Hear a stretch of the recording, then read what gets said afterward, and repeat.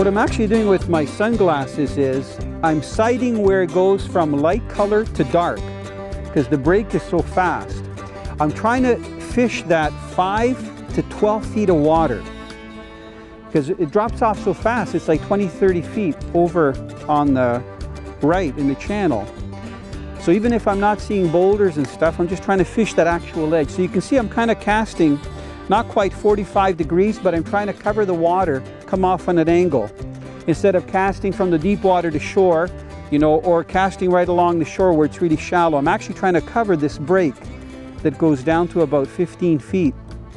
And because of this color of the Slimers that I'm using, I can actually see it until it disappears down, you know, at that 10 or 12 foot depth. So the water is very clear here. So I'm trying to cast always ahead of me too, as opposed to fishing under the boat. Because I've seen some fish that, there's one. Good hook set with that light line. See, sometimes you don't have to even really work this particular lure because it's so effective, even when it's just sinking. That fish caught me by surprise. I went to lift it and it was just there, and there goes my Slimers. One fish, one Slimers. But you know what? It's okay. It just works so good.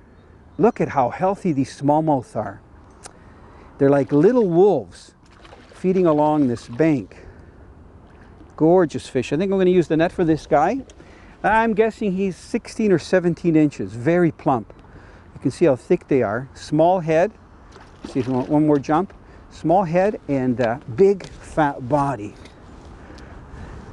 Gorgeous fish.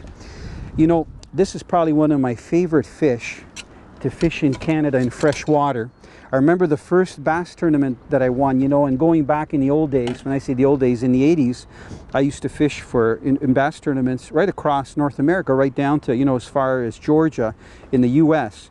And the first tournament that I won was a smallmouth bass tournament. Look at how thick that fish is. Isn't he plump? You know he's been feeding well. They're so beautiful. I love that they're schooling fish, so when you find them, even here, like feeding along the shoreline, I'm sure they're all part of one school, and I love the way they fight. They are so strong. They really put up a battle, especially on light line like this. Okay, I'm just going to release it, and you'll see in this clear water that even though it's clear, we're not going to be able to see it. Let's see him go down. Look at, like a bullet, straight down. So there's the pink 3-inch Slimers. And you can see that it comes in a really nice bottle. You know, I do a lot of steelhead fishing, and when I'm done using the bottles for the Slimers, I'm actually going to use this for a roe, or you can use it for other kinds of bait. But you can see they've kind of got it in a little bit of water. I think it's actually a brine, so it's got a little bit of salt to it. I haven't really tasted these or put them in my mouth yet. And they're very supple. Like I say, it's almost like flesh. Okay, so this time I'm just going to hook it once. Look, isn't that gorgeous? 3 inches. It's even got ripples like flesh, you know. Fishing Girl! Adventures in your own backyard! Now kids, look, isn't this neat? This is where some spring water is coming into the small lake. And see the big rocks that are here? The big rocks aren't just out of the water, they're also in the water. See that huge rock?